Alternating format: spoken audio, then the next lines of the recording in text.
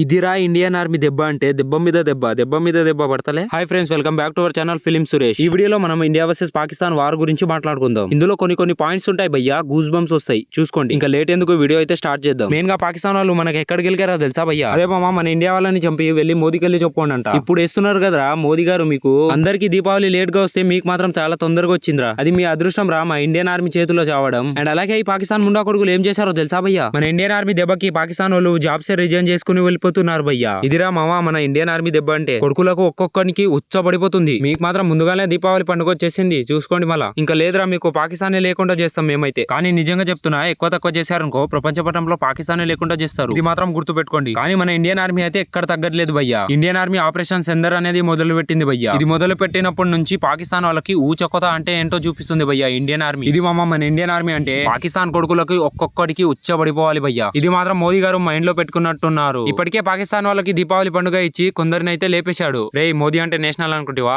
International రా. కానీ Instagram లో ఒక్కొక్క రీల్ చూస్తుంటే గుస్ బంప్స్ ఎలా వస్తున్నాయో తెలుసా భయ్యా?